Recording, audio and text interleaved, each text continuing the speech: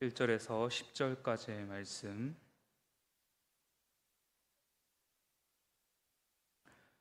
우리 한 절씩 교독하신 후에 마지막 10절은 합독하시겠습니다. 아닥사스다 왕 제20년 니산월에 왕 앞에 포도주가 있기로 내가 그 포도주를 왕에게 드렸는데 이전에는 내가 왕 앞에서 수심이 없었더니 왕이 내게 이르시되 내가 병이 없거늘 어찌하여 얼굴에 수심이 있느냐 이는 필연 내 마음이 근심있음이로다 하더라.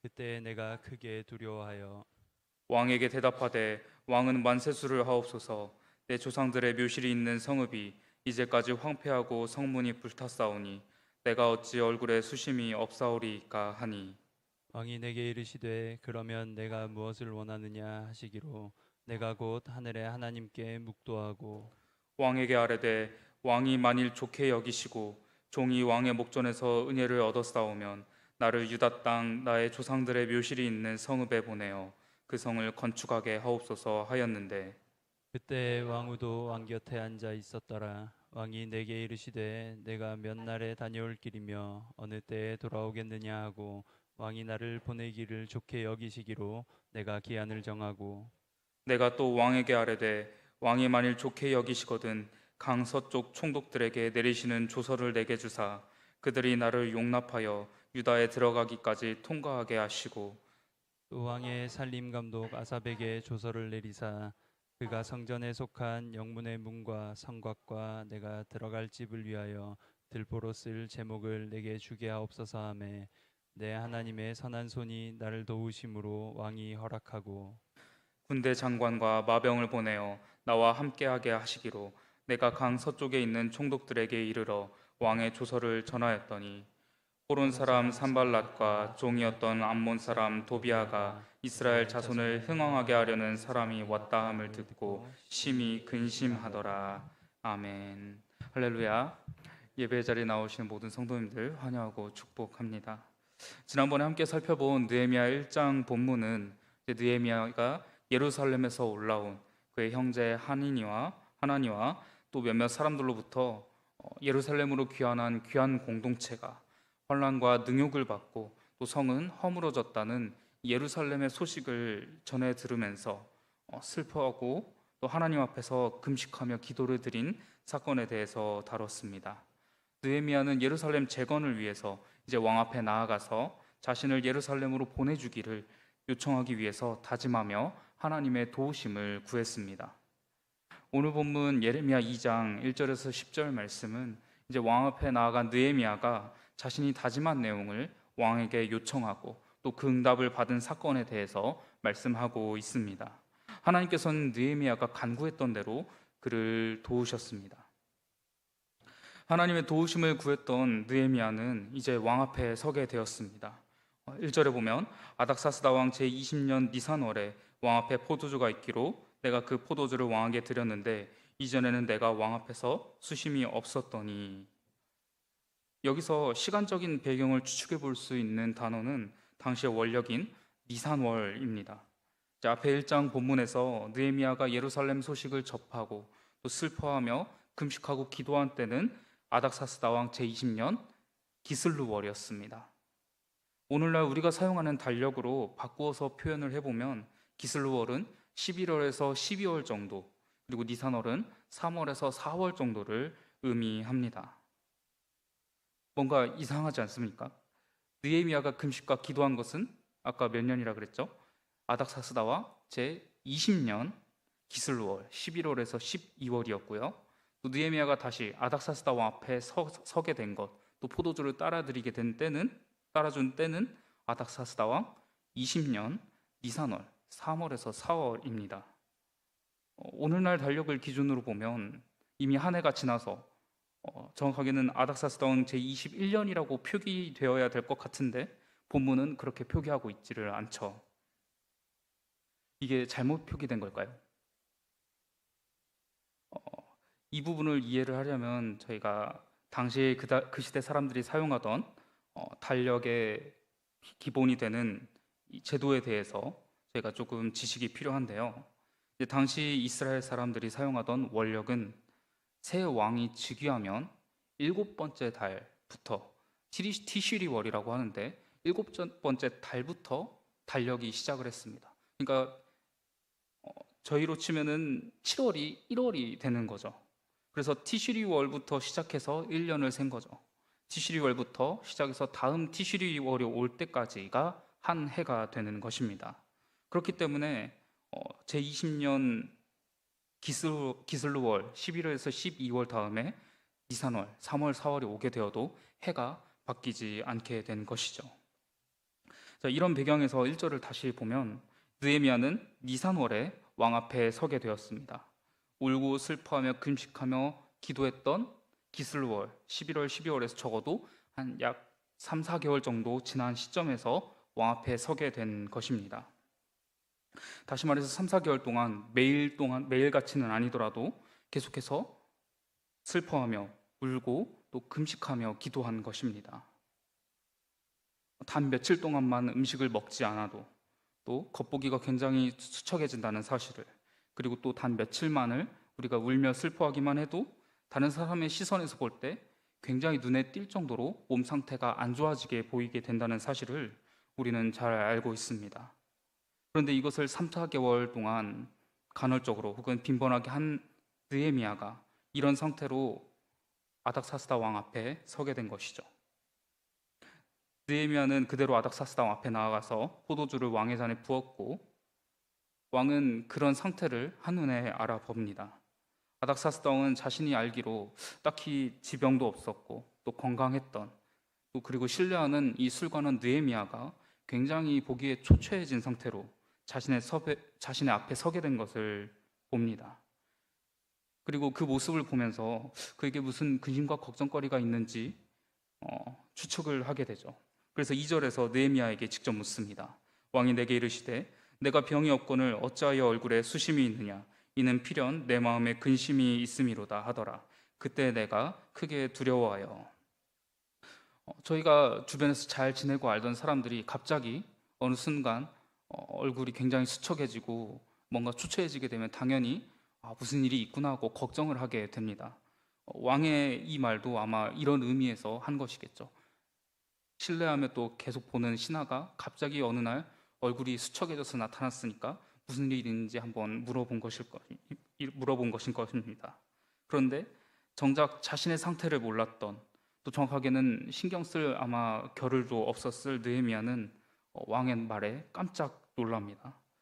추측의 내용이 생각보다 정확해서 아마 자신의 마음과 어느 정도는 일치하는 부분이 있어서 두려움을 느꼈던 것이죠.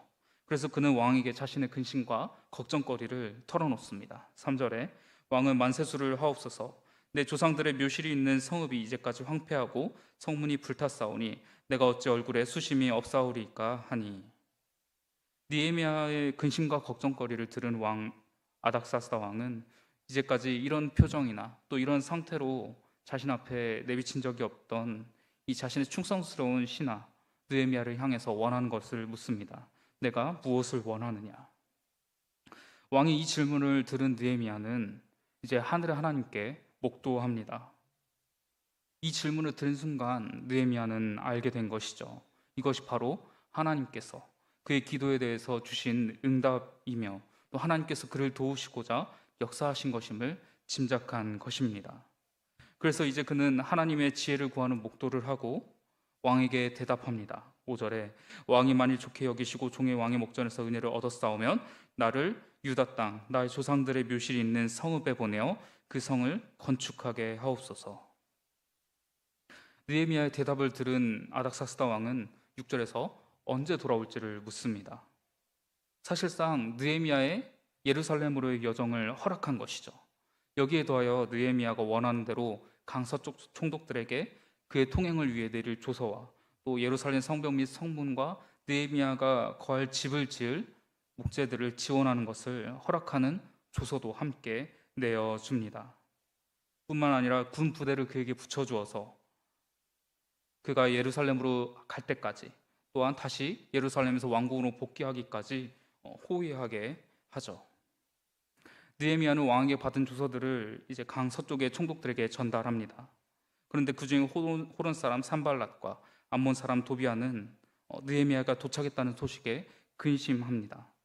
여러 수작과 방해로 이제까지 겨우 예루살렘을 재건하고 이스라엘 백성들이 다시 모이는 것을 막고 있었는데, 쌓아 올리던 보수하던 성벽을 무너뜨렸는데, 이번에는 아예 왕명을 받고 이스라엘 자손을 도울 사람이 온 것을 매우 좋지 않게 여긴 것이죠. 이들에 대해서는 저희가 다음 시간에 함께 살펴보겠습니다. 지난 1장에서 말씀드렸다시피 느헤미야의 위치는 관직을 내려놓고 고향으로 돌아가는 것이 쉽게 허락될 위치는 아니었습니다. 이것이 그가 왕에게 요청하기 전에 하나님께 간구한 이유기도 할 겁니다. 그런데 결과적으로 느헤미야는 어떻게 되었죠? 유대 땅의 총독으로 보내졌습니다. 여기에는 당시의 국제 정세적인 이유와 또 아닥사스다 왕의 정치적인 판단이 관련되어 있는데요. 성경에는 기록되어 있지 않지만 아닥사스다 왕은 통치 초기 수년을 그리스와 애굽의 반란을 진압하는 데 써야 했었습니다. 그리스에서는 아테네와 스파르타 같은 잘 알려진 도시국가들이 연합해서 반란을 일으켰고요. 그리고 이 도시국가 연합은 자기들만 반란을 일으킨 것이 아니라 이미 불만이 많고 또 반란을 일으킬 조짐을 보이던 애굽에도 사람을 보내고 물자를 보내서 아닥사스다 왕에게 함께 반기를 들도록 충동했고 또 거기에 성공했습니다. 아닥사스다 왕은 이제 그리스와 애굽에서 동시에 반란이 터진 상황을 해결해야 하게 된 것이죠. 아닥사스다 왕은 먼저 가까이에서 일어난 애굽의 반란을 군대를 보내서 처리했지만 그 후에도 애굽의 상황은 계속해서 심상치 않았습니다. 결국 왕은 계속해서 제국의 이쪽 끝과 저쪽 끝에서 일어나는 문제들을 동시에 처리해야 하는 상황에 놓이게 된 것이죠.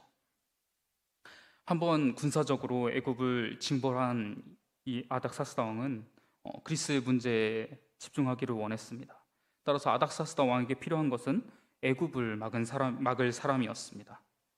애굽과 바사 제국의 중심부를 잇는 유일하고 중요한 길목, 가나안과 팔레스타인 일대에 유사시에는 애굽을 방어할 수 있는 성을 쌓고 또 그 성을 쌓는 중요한 공사를 하면서 동시에 그 일대 주민들이 반란을 일으키지 않고 왕국에 충성할 수 있도록 민심을 모으고 또 안정시킬 수 있는 그런 사람이 필요했던 것이고, 또 동시에 그 사람은 아닥사스다 왕 본인이 신뢰할 수 있는 사람이어야 했던 것이죠.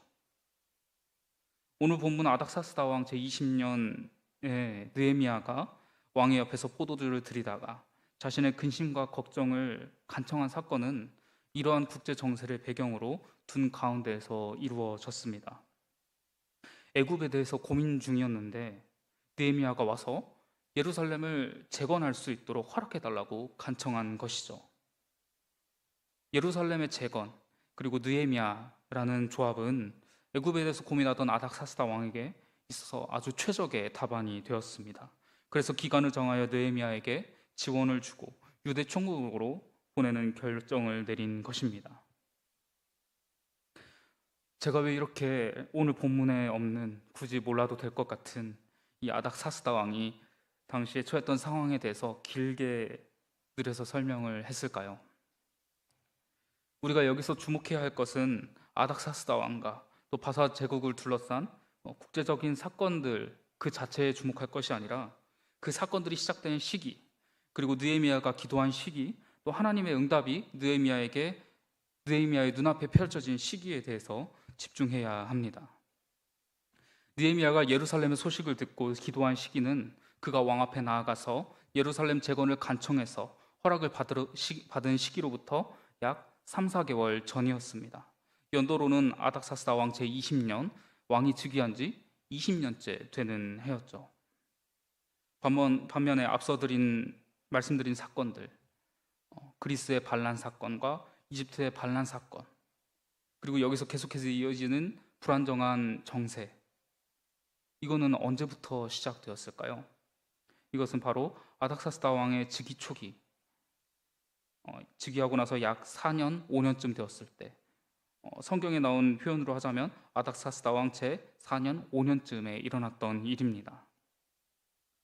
하나님께서는 상황과 환경 가운데에서 그것들을 통해서 느헤미야에게 응답하신 것입니다. 그런데 상황과 환경이라고 하면 일반적으로 당장 눈앞에 보이는 잠깐의 상황과 또 잠깐의 환경만을 생각하기 쉽습니다. 왜냐하면 우리가 그 상황을 중심으로 모든 것을 보게 되기 때문이죠. 그러나 오늘 본문에서 느헤미야가 경험한 하나님의 응답하심은 본문 바깥에 넓은 배경과 함께 바라보게 되면 십수년 전부터 움직이기 시작한 거대한 국제적인 정세의 흐름이 십수년 후에 느헤미야의 기도에 대한 응답으로 나타나게 되었음을 알 수가 있습니다. 이를 통해서 우리가 알 수 있는 것은, 또 우리에게 드러나는 것은 무엇일까요?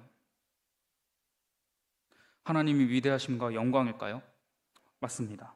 모든 만물을 주관하시고 또 모든 권세 위에 계신 만왕의 왕이신 하나님의 영광스러운 모습을 우리는 분명히 이 사건들을 통해서 볼 수가 있습니다. 하지만 제가 여기서 조금 더 집중해서 바라보고 싶은 것은 느헤미야를 위해서 세밀하게 준비하신 섬세하신 하나님의 사랑입니다. 느헤미야가 간구할 것을 미리 알고 계셨던 하나님께서 모든 역사의 사건들과 또 시대의 흐름 가운데서 그를 위한 계획을 세워두셨고, 또 십수년 전부터 느헤미야가 알지 못하고 또 보지 못하던 곳에서부터 준비하신 것을 그에게 나타내 보이셨다는 것입니다. 얼마나 세밀하고 또 놀라운 사랑인가요? 그런데요, 사랑하는 성도 여러분, 하나님은 우리에게도 마찬가지의 사랑을 베풀고 계십니다. 죄악 가운데 쓰러져가는 우리를 불쌍히 여기시고 또 긍휼히 여기셔서 영원 전부터 우리를 향한 구원의 계획을 세우시고 또 예수 그리스도를 이 땅에 보내주셔서 우리를 구원하신 하나님은 거기에서 구원하신 데에서 우리를 향한 관심과 사랑을 끝내신 것이 아니라는 것입니다. 어제, 오늘, 그리고 내일 우리가 간구할 것을 또 소망할 것을 다 미리 알고 계시는 우리를 사랑하시는 하나님께서는 우리 각자의 삶 가운데에서 역사하시고 응답하실 계획을 하나하나 다 세워두셨고 또 오래전부터 차근차근 우리에게 보이지 않는 곳에서부터 이뤄가고 계시고 그리고 끝내 우리 삶 가운데서 그것을 나타나실 것이고 응답하실 것입니다. 우리 삶을 끊임없는 사랑으로 처음부터 끝까지 인도하시는 것입니다. 바라기는 태초전부터 나를 사랑으로 지켜보며 인도하시는 다른 누군가의 하나님이 아니라 멀리서 바라보시는 하나님이 아니라 나의 하나님, 나를 사랑하시고 내 옆에서 나를 지켜보시는 하나님을 끝까지 신뢰하시며 또 믿음을 지키는 모든 동광의 성도님들이 되시기를 소망합니다. 우리 이 시간 함께 찬양하시겠습니다. 하나님은 너를 지키시는 자, 함께 찬양하겠습니다.